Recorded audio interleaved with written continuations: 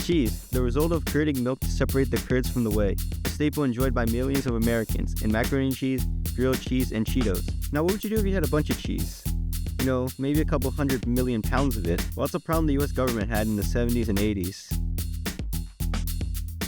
So it started in the 70s when there was an economic struggle due to an oil crisis in 1973 and the aftermath of the United States' involvement in the Vietnam War. To add to this, there was a shortage of dairy products in 1973, and the cost of dairy products inflated by 30%, as the price of other foods also grew drastically. The government tried to help by lowering import quotas of dairy. This caused the price of milk to drop so low that the dairy industry was struggling to stay afloat. The president at the time, Jimmy Carter's solution was to pour huge amounts of money into the dairy industry.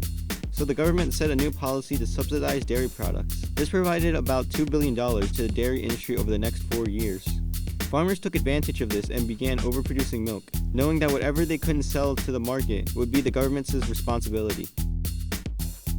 The government had to buy massive amounts of milk, and in order to store all the dairy better, they turned it into cheese as it had a longer shelf life and was easier to handle. So this ended with the government owning over 5 million pounds of cheese by the early 80s. So now the government had tons of cheese sitting in warehouses in 35 different states that they didn't know what to do with. While storing all this cheese, the government realized that large caves in Missouri that were dug into limestone deposits were naturally dry with cool air. These conditions were decent for storing cheese, so the government eventually stored 1.4 billion pounds of cheese into these caves in Missouri, as well as some other caves in Wisconsin and Kansas.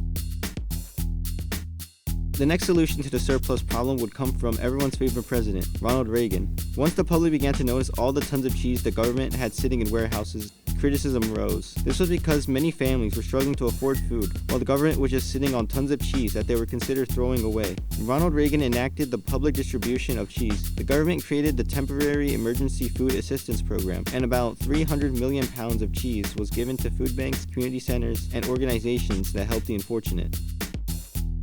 This cheese has been described as pungent smelling with an odd texture. The whole government distribution ended in the 1990s as dairy prices calmed down, and most of the cheese caves that were owned by the government are now owned by private companies. In the end, government cheese was a result of how the government failed to consider the long-term effects of their decision to support the production of milk. This cheese became something of a symbol of American life and social class for those who grew up eating it.